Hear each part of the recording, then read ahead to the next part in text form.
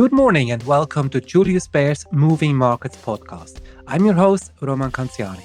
Today is Wednesday, the 13th May. We'll begin, as always, with our market update, reviewing the key developments from the past 24 hours. I'm joined by Bopp from our product and investment content team, who will bring us up to speed on the latest market moves. After that, I'm pleased to welcome Dario Messi, Head of Fixed Income Research, for our regular Wednesday discussion. We'll take a closer look at the latest twists and turns in fixed income markets and what they mean for our strategy. Finally, I'll be speaking with Nenad Dinic from our equity strategy research team. They've made several rating adjustments in recent days, and he'll walk us through what's changed and why. But first, let's start with a roundup of the latest developments in global financial markets. Good morning, Jan. Good morning, Roman. So, Jan, let's start with geopolitics and oil. Just 1 week ago, markets were more hopeful about a possible US-Iran deal. That optimism has clearly faded, hasn't it? Yeah, exactly. The mood has shifted quite quickly, actually. Investors now feel a deal looks further away, and that uncertainty has pushed oil prices higher again. Brent rose 3.4% yesterday to almost $108 a barrel, while WTI jumped more than 4% and moved also back above the $100 mark.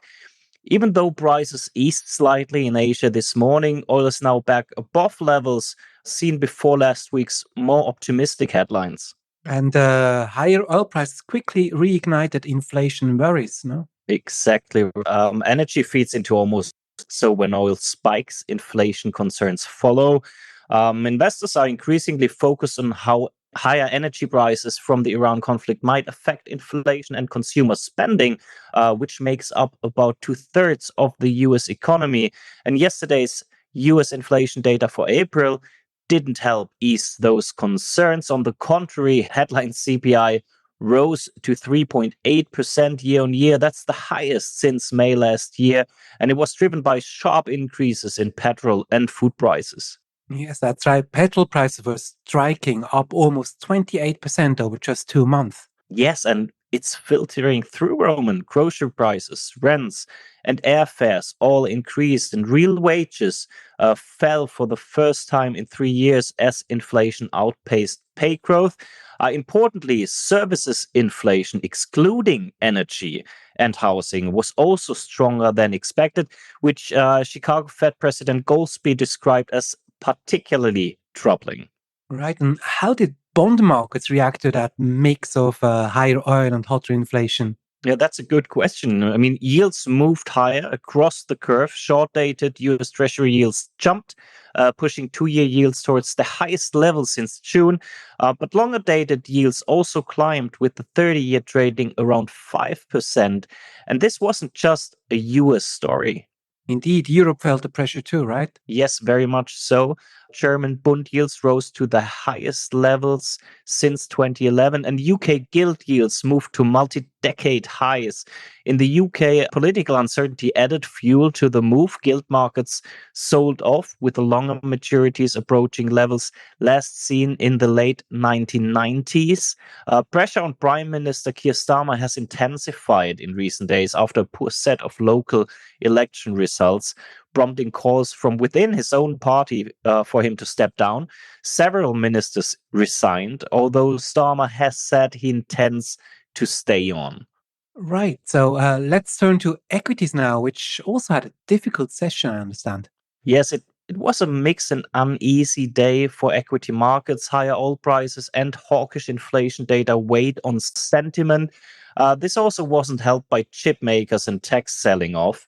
The Philadelphia Semiconductor Index fell about 3%, though it recovered from much steeper intraday losses. The S&P 500 and Nasdaq closed lower, down 0.2 and 0.9% respectively. But that was also well off their lows thanks to a rotation into defensive sectors like healthcare and consumer staples. Yes, and Europe struggled more, right? That's right, Roman. Concerns around Iran and oil weighed heavily on the region. The DAX fell 1.6%, the CAC almost 1%, and the Pan-European Stock 600 about 1%. The FTSE 100 was relatively resilient given its heavy energy weight. However, in Asia this morning, sentiment has improved with the Nikkei up around 0.8% and the semiconductor heavy Kospi rebounding strongly, almost 3% higher as we speak. And US futures are also pointing to a higher open later today. One reason for the improving sentiment, Roman, is that news that Nvidia's CEO Jensen Huang joined US President Donald Trump on his visit to China as a last minute addition to the trip, which is thrusting AI and technology really back into the spotlight. Interesting. Well, before we come to the day ahead, how did currencies and gold react to all of this? Well, the US dollar strengthened by around 0.4%, reflecting higher rate expectations and the risk of sentiment. Sterling underperformed, falling 0.6% against the dollar. And gold slipped more than 1%. Both the stronger dollar and inflation concerns are weighing on the precious metal. Finally, what's on the radar today? Well, investors will watch further US inflation data with April PPI, Eurozone industrial production figures, and ongoing earnings reports, of course. And then Kevin Walsh is expected to be confirmed as Fed chair today. He has cleared a key Senate vote to join the Fed's Board of Governors yesterday. And of course, geopolitics remain front and center. Markets will closely follow developments around US-China relations as President Trump travels to meet President Xi Jinping. And that is all from me today. Thank you. Great. Thank you very much, Jan, for this comprehensive wrap. Thanks for having me. And with that, over to you, Dario. Good morning. Hello, good morning, Roman. Well, risk assets seem to have largely looked through the recent geopolitical tensions. How are bond markets reacting in comparison? Yeah, I mean, we just heard Jan before. Maybe when you look on a week-on-week basis, so compared to last week, it's a bit less optimistic. That's true. But really, if you compare it to the full period since the war started, the risk assets there really look still rather optimistic. So within the fixed income space, when you look at credit, they also definitely look beyond the war shock. So spreads are very, very tight, even after this slight widening that we saw again yesterday. But what you don't see on the bond yield level, and they are still elevated. And there we really see still this mark from the oil shock. This is quite unusual also, especially if you think about the nature of the shock. It's a supply-driven one. That's when you would expect some more balanced cove movements actually with oil prices. The difference this time, we talked about this in this podcast quite often already, it's really the one-to-one impact on monetary policy expectations. So central bankers are much more reacting to the oil developments these days than they usually would. So building on that, what does this imply for the outlook on monetary policy? Well, I would say there is the good and the bad side of things here. So on the bad side, oil is not coming lower as quickly as we probably hoped for. And central banks, they really need to take this into account. As I said before, we talked about this, given this inflationary period that we just had over the last couple of years, Fed, ECB and co, they're just much more in risk management mode and will not want to look through here for too long at least. On the good side, I think here markets really priced already quite some hawkish reaction function now. We heard Jan before for the Fed, for example, again, some hiking premium coming back. So it really needs a more decisive and a lasting oil push again to get even more hawkish central banks from here. And also inflation expectations remain anchored. So again, we would not change here when it comes to the investment conclusion, the duration bias at current levels. And finally, a more specific question. We've seen renewed weakness in bond markets, particularly in UK gilts over the past days. Jan alluded to it earlier. How do you assess the current state of the UK sovereign bond market? Yeah, we are also getting increasingly questions on that one here. I mean, we are actually not extremely worried about it. And in fact, it seems here that we even have a good opportunity to get some exposure at the moment for some diversification reasons as well. I will probably do it more on an FX hedged basis. But now, why are we not super concerned? I think first, the political risk is already reflected in the extra yield premium that you get. So the fiscal outlook looks actually comparable good. This was also confirmed by the latest IMF fiscal monitor, especially also when you compare it to other advanced economies. You have fiscal deficits that they were high, but they should come down, and the debt ratio should not extend from current levels. This is actually in stark contrast to other countries like, for example, the US. And I think most importantly, even if the current government is not going to survive, I think even in that scenario, the memory is fresh enough that any new government would find it hard to really play here with financial markets. So all in all, I think the yield level is attractive here. Very good. Thank you very much, Dario, for your insights this morning. Thank you for inviting me, Roman. Well, and now it's your turn, Nenad. Thanks for your patience. Good morning. Good morning, Roman. So the earnings season in the US and Europe is largely behind us, and it's prompted a few rating changes on your end. Let's start with the global sector views. You've upgraded communications back to overweight. What's behind that call?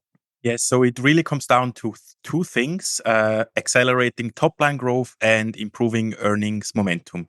What makes the communication sector interesting is that it's highly diverse. So you have two very distinct industries driving the performance. On one side, we have the internet and digital advertising platform, which is dominated by two of the Magnificent Seven companies. And on the other side, you have the classical telecom providers. So investors basically get exposure to both AI-driven growth and also defensive income characteristics in one sector. And what's important for the internet and digital advertising platforms is that we're now seeing clearer signs of AI monetization. Revenue growth has re-accelerated, which suggests that AI investments are translating into higher advertising efficiency, stronger user engagement, also improved monetization. And if CapEx growth starts to moderate from 2027, these names should be well positioned compared to other AI segments. Valuations also for the sector are still reasonable in our view. And on the other end, the classical telecom operators, they offer value. In our view, also, they have somewhat of an earnings resilience and attractive shareholder returns, especially in an environment where macro uncertainty remains elevated, and this stable cash flow can be actually quite attractive for investors. Right. Let's move to Europe, where you've made several country rating changes. You're now favoring the periphery over the core, so Italy and Spain over Germany and France. What's driving this shift? Right, so we've upgraded both Italy and Spain from neutral to overweight, and it's mainly driven by the sector composition. So banks make up nearly 50% of the index weight, and utilities account for another 20%. And within Europe, we actually see that banks and utilities have seen the most consistent upside revisions in earnings over the past few months, and they still continue to be in net upgrade trajectory, whereas other sectors like consumers or other cyclicals like materials, IT, or oil and gas, they only catched up more recently. So despite the already strong performance in both banks and utilities, we still recommend leaning into this strength rather than fighting the trend. And I also believe it's worth highlighting that utilities are defensive by nature, but now there is a growth tilt. Basically, utilities are benefiting from rising power demand linked to the AI infrastructure build out and also the data center electrification. And Spain is particularly attractive here because it's actually become one of the cheapest power markets in Europe due to their high penetration of renewable energy. Interesting. And on the flip side, you've downgraded both Germany and France. What went wrong there? Yes, we've downgraded Germany to neutral. The initial enthusiasm about fiscal expansion from early last year has faded in our view. And the Iran war has added an additional layer of execution and delay risks. Also, Europe's increase in defense spending has fallen short of expectations, and it's certainly not enough to offset the weakness elsewhere in manufacturing. We still see the German fiscal stimulus as a supportive theme long term. And it's very likely that we re-engage with this theme at a later stage, particularly in the mid-cap segment. But for now, the near-term translation into earnings is slower than initially projected. And France, there the downgrade to underweight was mainly driven because of the elevated exposure to consumer sectors, particularly luxury, which is facing the weakest demand or weakest negative earnings revision trend across all sectors. And in our view, France also has a relatively high political risk premium compared to the other peers. And we believe this fragile minority government will be struggling further to consolidate their public finances. Whereas the other periphery countries, for example, actually have seen quite strong improvements in terms of their budget targets. Great. Thank you very much, Nenad, for this comprehensive update. Thank you, Roman, for the invitation. Well, and that's all for today. As a reminder, there won't be a Moving Markets Daily podcast tomorrow, Thursday, due to a public holiday here in Switzerland, but we'll be back on Friday, same time, same place, of course. So my thanks to our speakers this morning, and thank you for tuning in. If you enjoyed today's episode and haven't yet subscribed, don't forget to do so, and please consider leaving us a review on your preferred podcast platform. Do join us again on Friday when Jan will be back, but this time as your host, and he will be speaking with more colleagues about what's moving markets. So until then, have a great day and goodbye for now.